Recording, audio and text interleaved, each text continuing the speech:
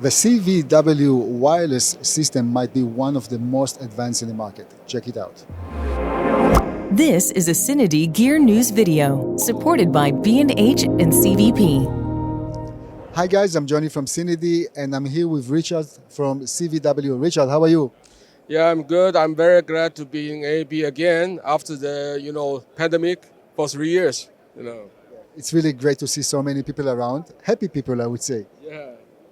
And you are one of the founders of CVW.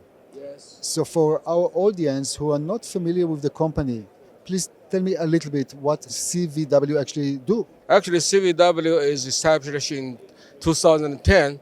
It's already the number 13 years. So we are very focused on wireless video industry. So both for the TV industry and the filming industry. So over the last over 10 years, we are very focused in this industry. So beside the filming and the TV industry, we have our wireless products for other industry like medical, like construction machines. But for this show, we are very focused on TV and filming industry. The competition in this field looks very furious, looks very strong. Yeah. What will be the key points in general before we even talk about your actual product here? What will separate your company, CVW, from the others? Yeah, actually, we have been in this industry for so many years. We understand the competition very well. So basically, there are so many. If you talk about 10 years before, there was not so many wireless transmission companies, but today there are so many.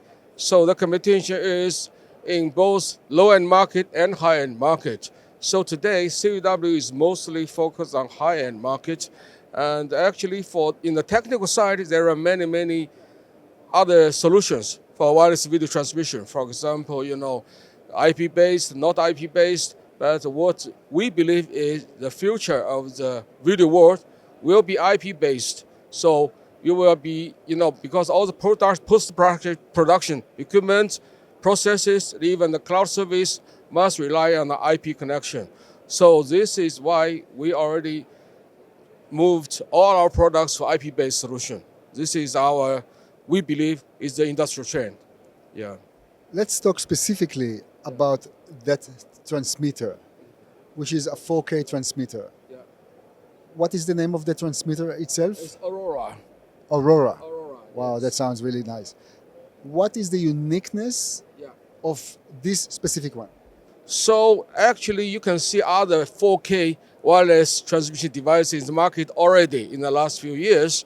But what we believe, for example, if you are doing a movie shooting for monitoring, you don't actually need 4K wireless link because the screen is not big enough. For follow focus, HD is good enough. But for TV industry, live broadcasting is totally different. You need to live broadcast all the 4K signal to the air. So this is why we define this product with a very high spec. So for TV stations, they need 4K 60 HDR, but very critically, they need 10-bit 422 chroma sample. This is the most difficult technical barrier for all the developers for 4K wireless transmission. We believe we are one of the first, because we don't see others until now, we are one of the first company launched the 10-bit 422 4K wireless link in the market. So the product today supports 4K 60 HDR, 422 10-bit, as well as tele, as well as camera controls, everything in about 300 to 500 meters range. Actually, this specific product was designed for a specific purpose, no? You told me a little bit before. Yes. So actually, this took us for something like 3 years to develop this product. Initially, there was not so many demand for 4K live wireless transmission in the industry, but there is a big event, actually driven this market. It was Tokyo Olympics. So we developed this for Tokyo Olympics. But everybody knows because of the pandemic, Tokyo Olympics was not so hot. But still, we have this product launched. So because it's developed for the Olympics, it is very high spec, very reliable. It spent us almost 3 years to develop this product. Next to the color sampling and 4K and HDR. You showed some little features, for example, Yeah. how to identify the best available network, for example. So when people talk about wireless links, the first question is, because people are used to cables, the first question is it reliable enough?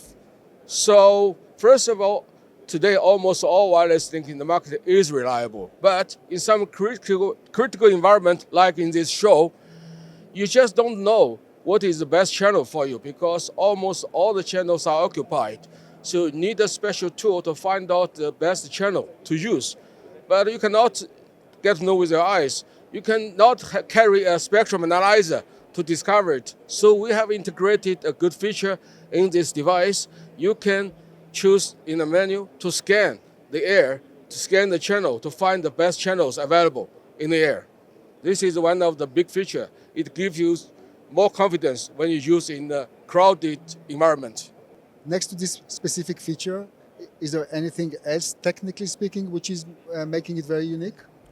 Yeah, because this is IP-based, so it's easy to be connected to the post-production devices and send the proxy video to the cloud. So if this is not IP-based, you have to do video capturing, conversion, everything. It's done already by the device. So the output of the device is already IP-based. It can not just only connect to the receiver itself, but also it can be connected directly to the cloud. So this is doing some type of file conversion inside? That's what you mean? Yes, we do that, and also we support all the internet protocols, RTSP, so we can just stream directly from the device to the cloud. Yeah. Okay, good. When it comes to pricing and availability, how much is this unit? So actually the product is already available today. The price range is a sensitive point, but I have to say it will be the first affordable 4K high-end device in the market. The price range is something like maybe $6,000-7,000 US, something like that. But it depends on volumes, depends on applications. So it's in that range. Yeah. Obviously, it's a high-end product for Yeah. large productions or TV stations. Yeah. What is the most expensive component here? Out of curiosity. Yeah, so it is really expensive. So as I have said, we have very high spec 10-bit 422. I was from semiconductor industry, so I understand the difficulty to make a chip. So the big challenge of the chip maker is the cost and volume. You have to balance it. You can hardly find any existing chip in the market support 10-bit 422. So it is very difficult. It's not available because it's not cost effective at all to make this kind of chip because too small market.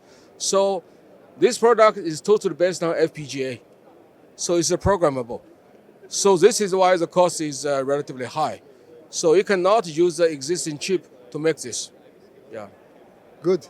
Richard, anything before I say thank you and goodbye, anything else that you wanted to say about this specific product?